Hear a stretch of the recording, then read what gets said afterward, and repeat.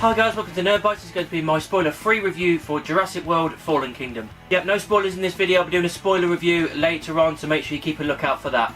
So, the second Jurassic World film, carrying on with this new Jurassic trilogy, and it was following up from what happened in the last Jurassic World, where Indominus Rex got loose, absolute destruction, destroyed the park, and now this time they're coming in to save the animals. Because they're deciding whether they're in danger, try and save the animals, bring them back to an enclosure, all the while with this volcano going off, and that's kind of how we get going in the start of this film.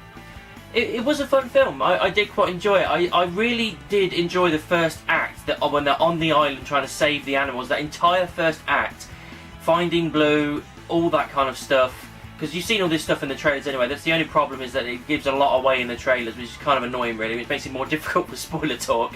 But yeah, that entire first act on the island was great. I really enjoyed that. After that, it kind of makes a little bit of a difference. It doesn't necessarily tail off, but it never gets going into a second or third act. It just goes into one big second act. It never felt like there was that three-tier system like it always does with a film. It's like there's a beginning and then there's an end. It's like it's just those two bits. There's no middle bit really for me. It feels like there's the bit on the island and the bit back home. That's it. And it just felt a little bit weird for me, and that made things feel a little bit choppy and everything. It felt like certain bits were rushed to get to this bit, to get to that bit, and things like that. One thing I really liked again was the relationship between Blue and Owen, Chris Pratt's character.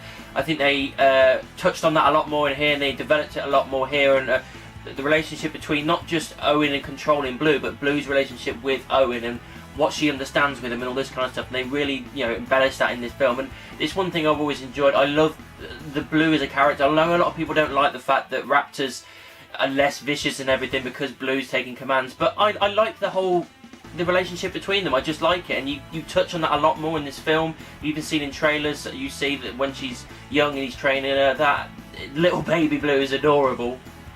Special effects, CGI, all that kind of stuff that is in there, it's all good. It's all reasonably flawless, I think. I can't really complain with it. I think they've done a really good job with it. Another thing that I really did like as well is that there was a lot more practical effects in this.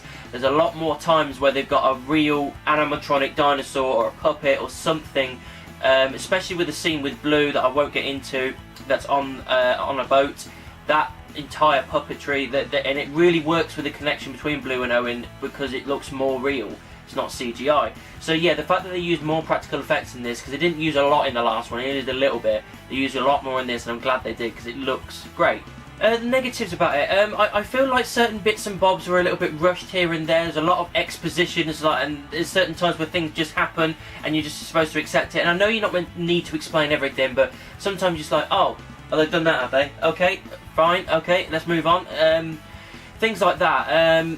I don't know what it was. It just felt a little bit weird to me, and there was, like I said, there was a first act and a second act. There never was a three-tier system, so I felt like there was some choppy moments to it. I was waiting for the next big act. It all kind of fell into one really, and I don't know.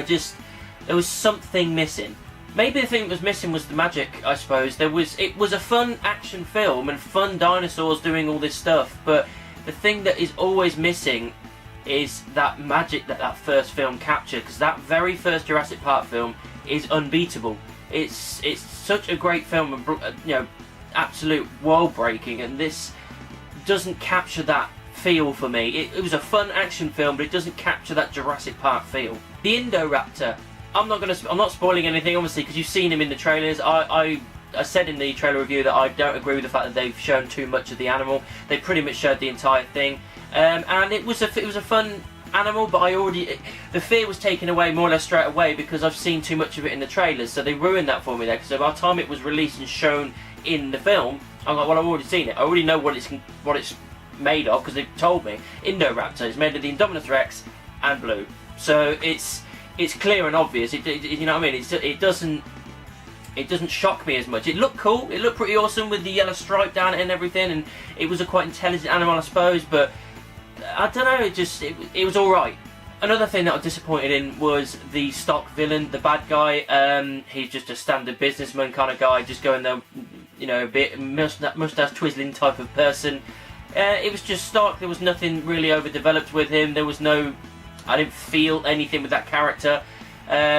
So yeah, it was just a paper-thin bad guy. I mean, I know necessarily the dinosaurs are bad guys, but they're not in this film because they're the endangered animals that need saving. So, you know, they're just there, and if they're eating a person, it's because they're hungry and you know, that kind of stuff. It's not.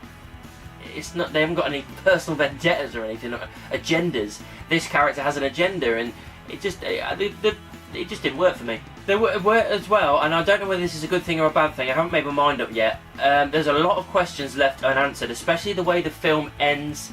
Obviously, I can't go into spoilers, but the way they leave it with these animals, it kind of makes you go, right, what the fuck's going to happen? I suppose I'm a little bit intrigued for the next one to see what happens, but there's also another moment in this film that gets thrown out there and then it's brushed over so quickly and we never get an answer for it. I don't know whether they're going to again push into the next film with this, but I felt like I needed a little bit more of an answer. You'll know what I mean by it. It's to do with that girl. This girl that's in the trailers. It's something to do with her. I will talk about it in spoilers. But I felt like I needed a little bit more of an explanation because it was brushed over ever so quickly in like a 30-second scene, and that was not good enough, I don't think.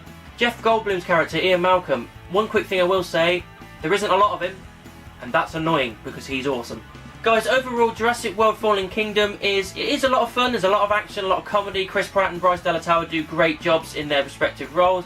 There's a lot of dinosaurs, which is a lot of fun, but the plot was a little bit thin, the villain was a little bit meh, and there were certain things that were just brushed over and not explained properly, and then it felt a little bit choppy here and there. So it wasn't an amazing film, but it wasn't terrible. I still, you know, I left and go, right, I'm intrigued to see what happens again and see what happens next.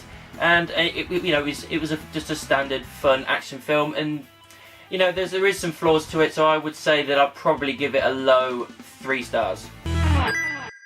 So that's what I thought of Jurassic World Fallen Kingdom. What did you think about it? Let me know down in the comments or send me an email. You can also find me in the various social media, Facebook, Twitter, Instagram and Tumblr. Just type in Nerd Bites anywhere and I'm sure you'll find me. Don't forget to like, subscribe, share my videos, and of course, keep it nerdy.